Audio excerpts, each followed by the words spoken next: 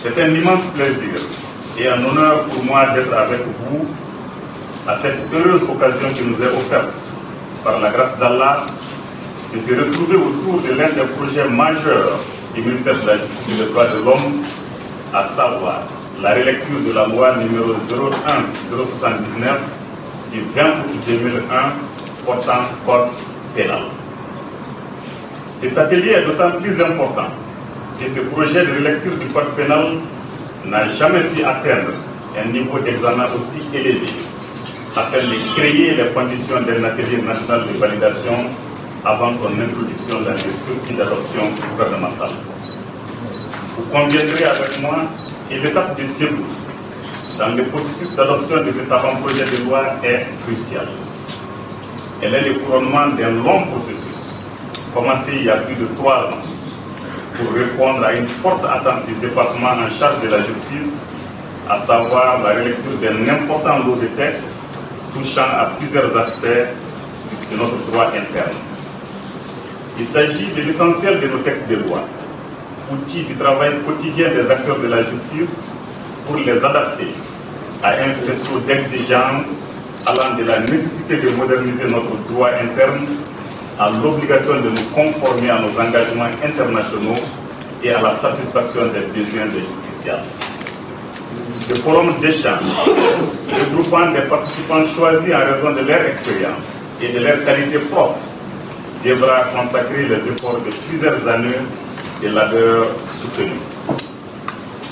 Ces efforts ont abouti à l'élaboration d'un premier draft de l'avant-projet du code pénal qui a été soumis à l'examen de la commission permanente législative en 7 sessions, du 24 mars 2020 au 28 juin 2021. Élaboré avec l'éclairage des experts, le plus de modernité et de facilité d'exploitation, ce document est structuré en 928 articles répartis en 6 livres.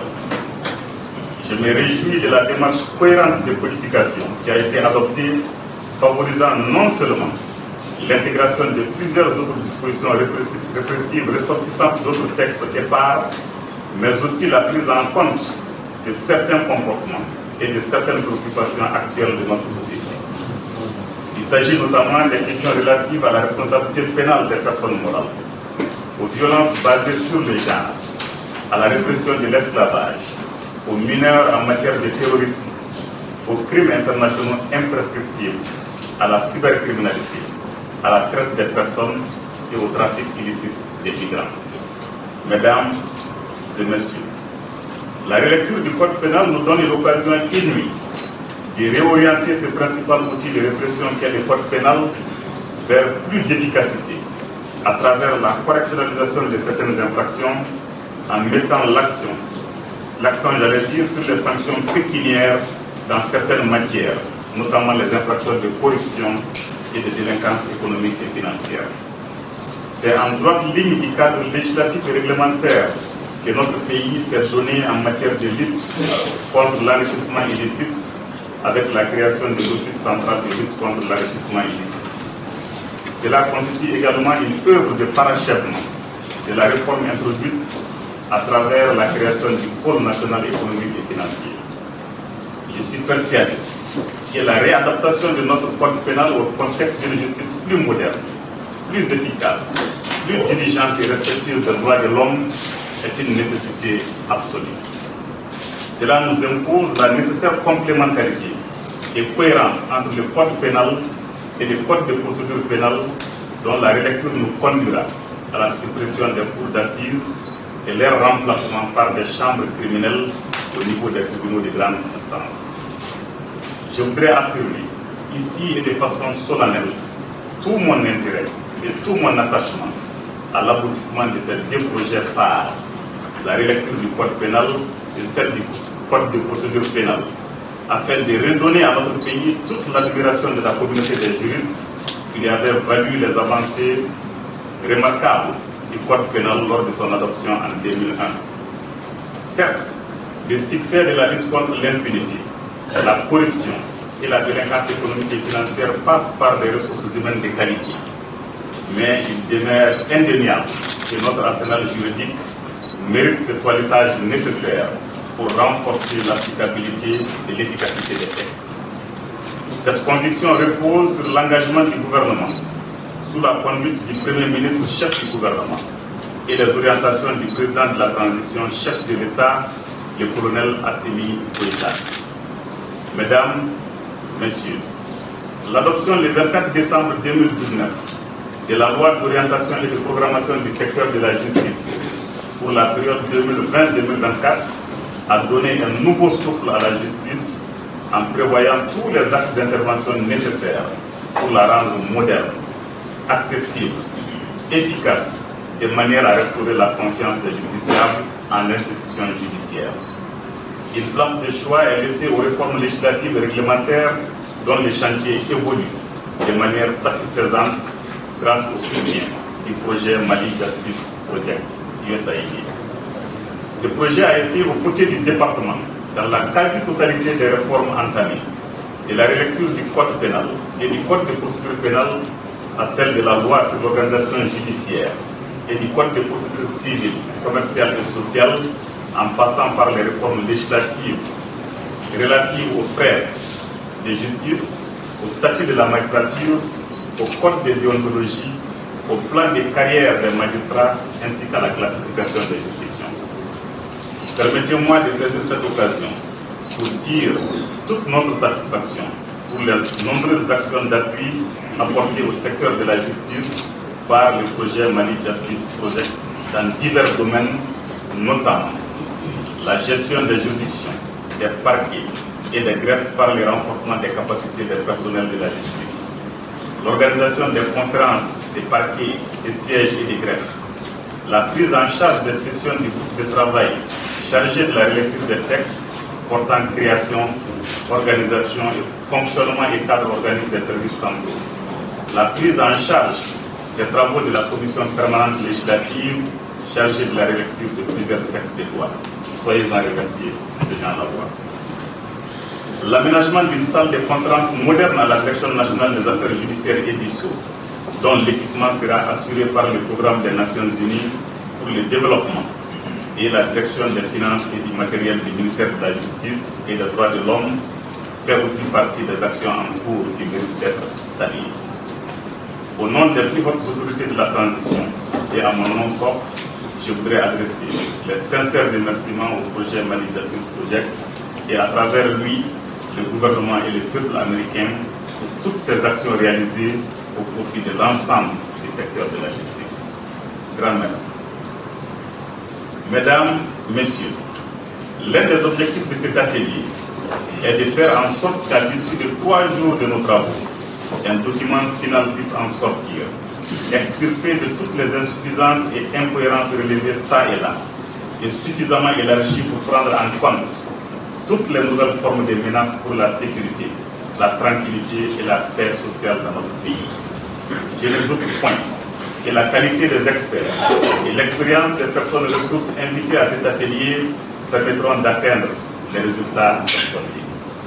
Je voudrais particulièrement féliciter Monsieur le Directeur national des affaires judiciaires et d'ISSO, président de la Commission permanente législative, pour tous les efforts déployés qui ont abouti à l'organisation du présent atelier. Monsieur le Directeur, grand merci. Je ne saurais terminer sans adresser nos remerciements et notre profonde gratitude à tous les experts et à toutes les personnes ressources qui ont bien voulu faire le déplacement pour apporter leur éclairage sur des questions dont nous aurons l'occasion de débattre. Je voudrais enfin exprimer notre profonde gratitude aux autorités régionales de Ségou, Monsieur le gouverneur et Monsieur le maire, pour l'accueil et toutes les facilités qui ont été accordées pour la bonne tenue de cet atelier. Soyez-en remerciés. En souhaitant plein succès à nos travaux, je déclare ouvert l'atelier sur l'avant-projet de loi portant code pénal. Je vous remercie de votre aimable. C'est pour moi un réel plaisir et un agréable devoir d'être en votre compagnie pour poser avec vous un acte qui fera date, l'examen de l'avant-projet de loi portant code pénal. Le propre de la loi est de suivre les tendances de son époque, en épousant les contours de toutes ses craintes et de tous ses besoins pour mieux les endiguer, mieux les canaliser, mieux les encadrer, mieux les protéger, pour mieux les satisfaire. C'est pourquoi Jacques Chirac disait, je cite, « Dans un environnement qui change, il n'y a pas de plus grand risque que de rester immobile. » Fin de citation. C'est pourquoi la loi a ceci de propre que plus on la viole, mieux elle se porte. Une loi qui n'est pas violée finit par tomber en désuétude. Notre code pénal, vieux de plus de 20 ans, à l'épreuve de la pratique, est en déphasage à bien des égards avec nos besoins actuels. Il comporte des lacunes, des anachronismes et des insuffisances. Il est muet ou peu explicite sur bien des sujets. Il a subi plusieurs modifications qui sont autant d'interventions qu'il est temps de consolider, d'unifier. Dans cette quête, la Direction nationale des affaires judiciaires et du sceau, en charge de la politique pénale, sous la conduite de M. le garde des Sceaux, en charge également de l'élaboration des textes de loi, à travers la commission permanente législative, a trouvé en Mali Justice Project USAID le partenaire idéal. Par le processus d'appel d'offres, Mali Justice Project a trouvé en M. Christian Idrissa Diassana, un éminent pénaliste, le consultant idéal.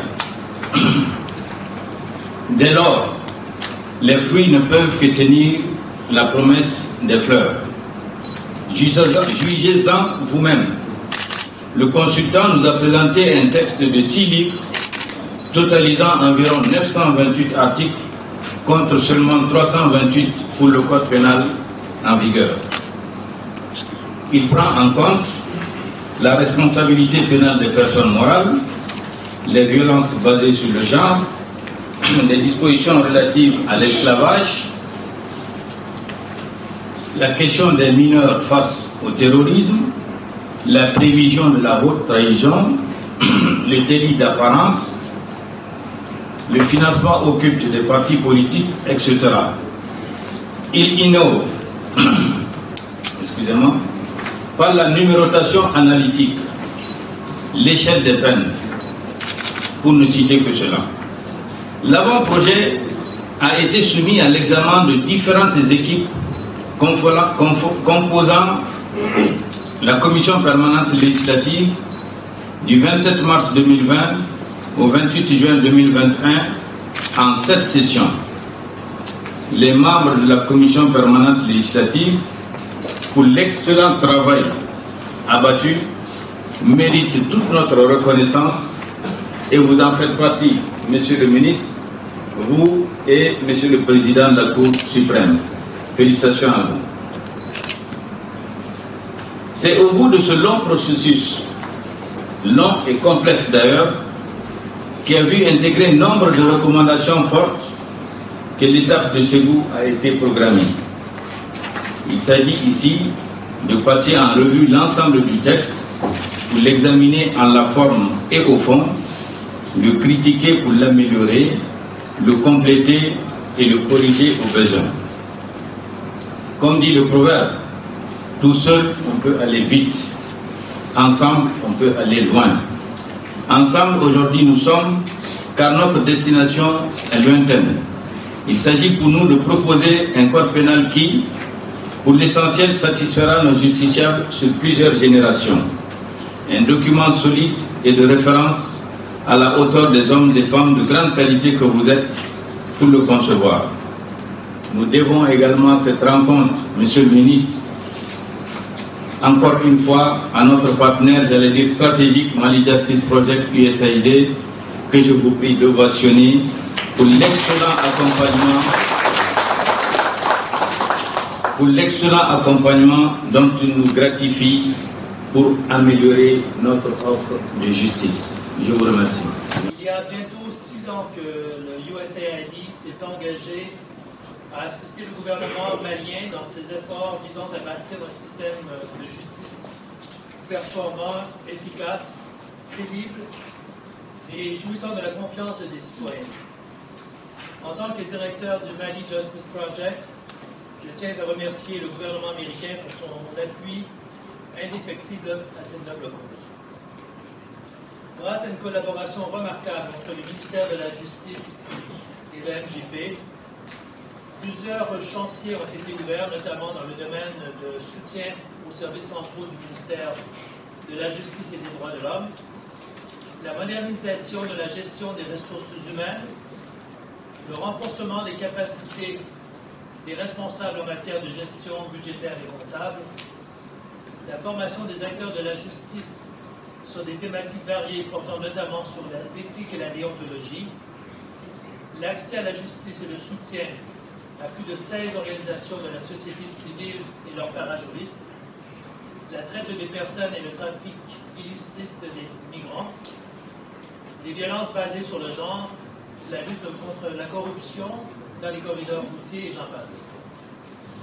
D'autres chantiers ont porté sur l'amélioration de la perception du pouvoir judiciaire à travers les tribunaux à impact rapide, qui ont touché plusieurs tribunaux de grande instance, aussi bien dans les 5 communes du district de Bamako que dans les capitales régionales, notamment à Caille, Koulikoro et Mopti.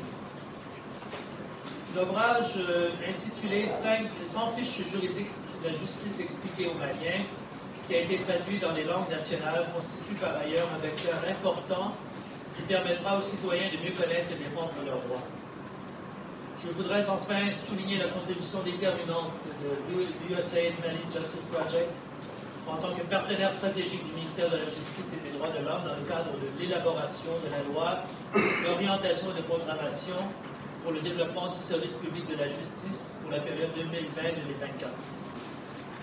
Monsieur le ministre de la Justice, honorables invités, mesdames et messieurs, parmi les dysfonctionnements qui pèsent sur la justice, vous conviendrez avec moi que le droit pour tout citoyen d'être jugé dans les délais raisonnables dans le cadre d'un système qui assure et garantit le respect des droits de la défense est certainement un des plus importants. C'est à ce titre que nous pouvons nous réjouir de l'élaboration, avec l'accompagnement de l'NJP, d'avant-projets de code de procédure pénale ou de code pénal, qui apporteront de nombreux bouleversements dans le procès pénal, avec en particulier la suppression de la cour d'assises, qui aura pour conséquence l'accélération des délais de jugement, la réduction de la surpopulation carcérale et de la détention préventive, et une qualification mieux adaptée des infractions, crimes et délits. Ces réformes interviennent dans un contexte marqué par des périls de tout genre, et le phénomène inquiétant des attentats terroristes et de l'extrémisme violent, des affrontements intercommunautaires, de la criminalité transnationale et de la délinquance économique et financière, du trafic illicite des migrants et de la traite des personnes. Je voudrais sur ce plan saluer le travail remarquable entrepris sous votre direction, Monsieur le ministre, dans le cadre de la lutte contre la corruption, qui donne aux citoyens maliens des motifs réels d'espoir sur l'exigence du respect du bien public, la transparence et la redevabilité dans la gestion des ressources budgétaires mobilisées par l'État, afin de répondre aux enjeux et défis de développement auxquels notre pays est confronté. Je voudrais également remercier nos experts et éminents magistrats, Mangal Traoré, Christian Diassana, ainsi que le directeur de la DNAJS, le directeur général de la DNAJ, et enfin tous les collaborateurs que vous êtes, pour le travail colossal effectué lors des consultations de la CPL. Grâce à la qualité des interventions, plusieurs points ont déjà fait l'objet de consensus, mais certains autres enjeux doivent être plus amplement discutés, et c'est la raison pour laquelle les prochains jours seront fort décisifs dans la finalisation de l'avant-projet du Code pénal que vous êtes engagé à soumettre à l'attention d'un public plus large lors de l'atelier de validation combinée du Code de procédure pénale et du Code pénal en début d'année 2022. Je vous souhaite plein succès dans vos travaux et je vous remercie.